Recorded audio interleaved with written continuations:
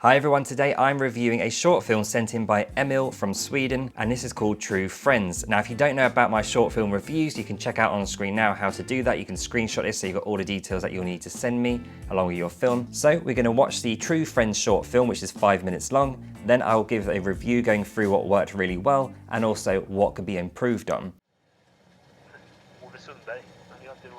Ja, han är fan värre än du, brorsan. Ja, så himla jobbigt. Jag att du har honom som granne. Ja, fast kanske ändå rätt trevligt om man kommer på besök dessa tider liksom. Då hade man ju sällskap och då kan man ju alltid lita på. Jag är så less på corona. Enda mänskliga kontakten är ju med dig i telefon. Så tråkigt. Bussiga klubben. Nej men ärligt, jag tror alla känner samma sak. Häromdagen så ringde Jonas till mig. Kusin Jonas? Ja, jag har inte pratat med honom på typ 5 år. Ja, Nej, stackare. Det sjuka är att jag blev förvånad och glad först och tyckte det var ganska trevligt. Men såklart, det var allt han ville, det var att låna pengar. Såklart. Ja, men ändå, en tanke slog mig faktiskt. Mhm. Det var ändå kul att han ringde. Man borde ringa alla i sin kontaktlista i telefonen som man inte pratar med på evigheter. Ja, nu är det ju verkligen på tiden att ta reda på vilka som är ens riktiga vänner. Jag skulle inte ens komma ihåg hälften om jag ringde. Men du, det kanske inte är en så dum idé faktiskt. Ja, vi hörs. Hej då!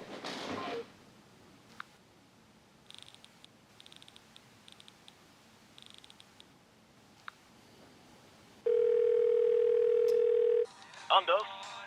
Hej, det här var Conny Jonsson. Conny, vem då? Conny Jonsson, jag var på jobbintervju hos dig 2013.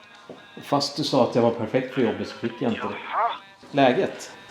Jag tänkte bara kolla om det gick bra med han som fick jobbet. Jag är fortfarande tillgänglig. Jag är lite upptagen här nu. Hej med dig!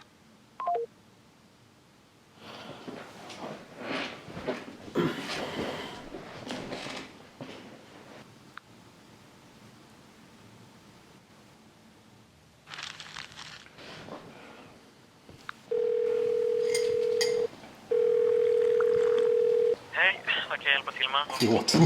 Hej, jag har kommit till P-Nord. Ja, till Postnord. Har du ett kollinummer?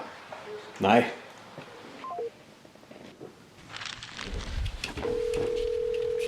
Fredrika? Fredde, tjena. Det är Conny här. Tänkte bara kolla så allt är bra med dig i dessa tråkiga tider. Avsky telefonförsäljare, vill inte köpa något. Telefonförsäljare? Nej. Vi brukar ju spela tennis för 3-4 år sedan. Tennis, vad pratar de om? Hallå?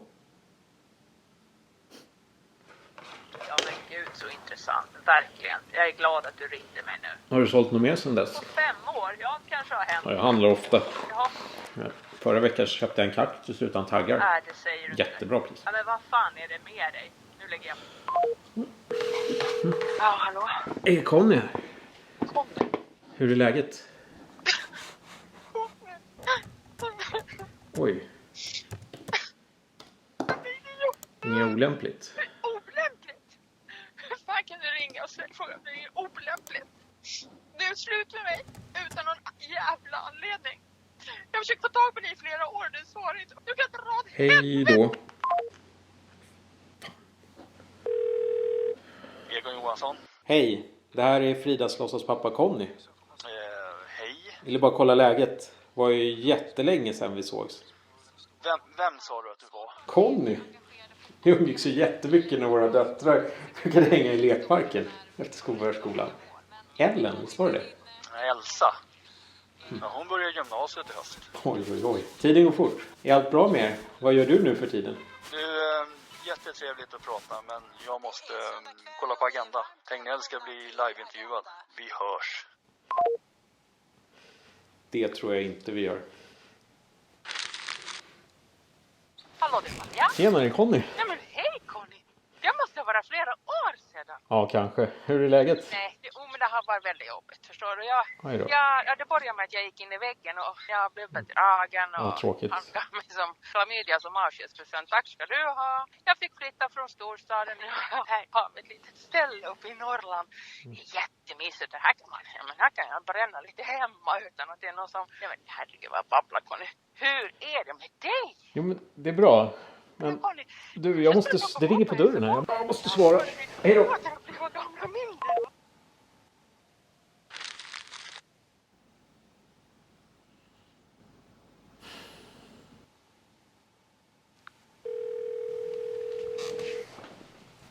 Tjenare.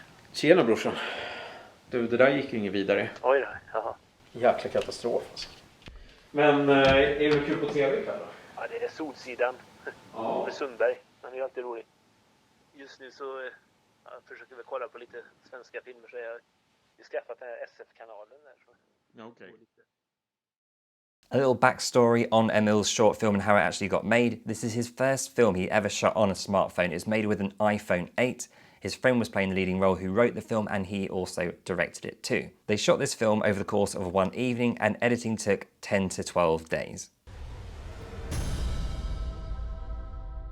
Now, what I loved about this film, first off, is the fact that even though you filmed it during the pandemic, it didn't feel like a stereotype pandemic kind of short film, because we all know how tragic and horrific it was to live through, and you managed to make it quite funny, and you made it really entertaining, and you created a story that was very unique. The idea of being so bored that you end up calling people in your contact list to see if any of them are actually true friends and to see if they're worth hanging on to and if they're worth anything in your life and give you value is a really, really unique and creative way of storytelling when you've only got one room or one flat and apartment to actually film in. So massive thumbs up for the storytelling and the creativity that went into this film. I also really love the opening shot of this film across the pizza box and various things like the curry box as well, all your kind of ready meals and takeaway meals. It sets a scene for someone who is stuck in a house and can't get out and is just eating junk food basically. It's a really nice, clever way of storytelling right at the beginning of the film. So that's a key thing, guys, when you're making your short films.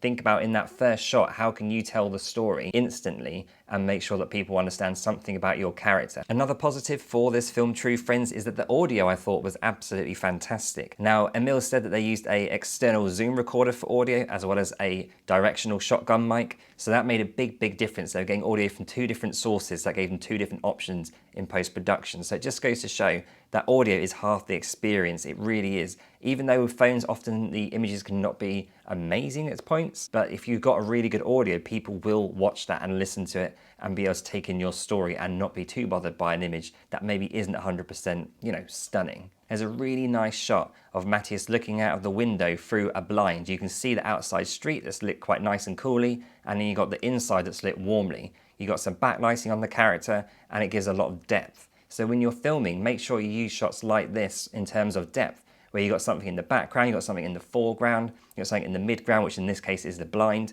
and it just adds a real world situation. And again, it's really good for storytelling because you've got someone who's locked in, looking out their window at the world that's outside. But in this case, because it's during the pandemic, it's not like he's even missing out on anything because nothing's happening outside. So it's a lot of storytelling elements here in one shot. The performance in this film is also very good by Matthias. I think the performance is excellent, actually. It's very believable. As an actor myself, I'm a stickler for these kind of things. So I'm always looking at performances as well as the actual technical side of the film, because if you have a performance that's quite weak, it doesn't really matter how good your film is and how much you've put into making it. It's just not going to be that good when it translates to an audience. So very good, very believable performance as well. There's a nice touch of POV as well when Matthias looks into the fridge looking for snacks, foods and drinks. So it's a nice bit of creativity. And again, it's a nice way of keeping the camera on the face of Matthias and showing his emotions and his feelings in the conversation without feeling like it's forced. There's one thing that really intrigued me about this film, and that's the colouring on it. I thought, was it colour graded? There was something different about it. I wasn't quite sure what it was. But Emil actually told me they used yellow packaging tape to put over the lighting to create this warm kind of glow over the whole film, which I really enjoyed actually, and it's very creative. So this is a really good, interesting, low budget way of creating a different look for your kind of film. No matter what you do, no matter what you've got, there's always a way of making your film stand out and look unique if you kind of use your creativity wisely.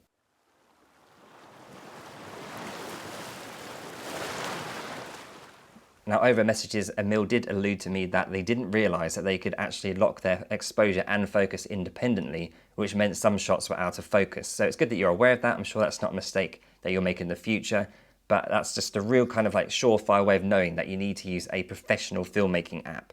And this really goes to everyone who's making a smartphone film. If you're going to make one, whether it's your first or your 50th, use a smartphone professional filmmaking app like Filmic Pro, Light Pro Take, MC Pro 24 FPS if you're on Android. There's Mavis, there's Beastcam, which I've got a video on as well, which you should check out. lots of options that give you the ability to lock your ISO, your shutter speed, your white balance, your focus, everything. So do invest and you won't have the focus issues that you had in this film from time to time. And when you go to the take afterwards, look at your takes, look back at them, think, is it in focus? Is the audio good? Yes, it is. Now we move on. If the focus isn't where it needs to be and the audio isn't great, forget it, take again, go for another shot. Now, one thing that confused me just a teeny tiny bit is the fact that there's a very small POV shot from the character's point of view, looking down at his feet, walking around the flat. It's only for a second or two, but it was quite distracting. I wasn't really sure why that was used because throughout the whole film, there's no point of view shots from the character himself. So it seemed quite distracting. It seemed a little bit random to show a transition from one part of the room to another, which you actually could just cut and you don't need that. So kill your darlings is what I would say. Kill your darlings is what you do when you have a shot that you quite like or you spend a lot of time on and you don't actually need it. It doesn't push the story forward, but you use it anyway. Get rid of those kind of shots. Now, this is a really random thing to improve on, but actually at 4:41, those of you who are eagle-eyed would have noticed something flashed on the screen. If you pause it, it's something to do with licensing of what I presume is an editing app. You can cut that out really, really easily. So the learning curve here really is to, when you're editing your film, watch it again and again and again and again and again and again. And then when you think you've watched it to the point where your head's going to explode, watch it one more time to make sure that you don't have any more of these distractions in your film. Go for your film 100 times to make sure that there's no little technical mistakes like that, because it's really distracting and it'll be the last thing you think about when the film finishes, which is a shame, again, because this is a really good film. Now, something I wish you had done, which I understand why you didn't, is to use another room in your flat. But I think if you'd used him maybe sitting on the toilet or brushing his teeth, something like that, before he goes to bed whilst he's on the phone, that kind of thing would just add a bit more variation to the film. The film still works without it, but I think it might have been a nice little touch to add as well. Now, there's actually a tiny mistake in this short film, which the last short film that I reviewed made as well. So this might be quite a common one. So in the shot where Matthias is on the phone and his feet are in the foreground of the shot, he actually starts to move slightly and that jitters the phone in the shot. If you have the phone handheld, something like that, or if you have a gimbal, I know you said you didn't have a gimbal, but for your next film, if you have a gimbal, use one of those and it will eliminate those jitters, particularly if you're holding the gimbal yourself and not just plonking it on a table. So just keep an eye on where you're having that phone in relation to movement going on around you.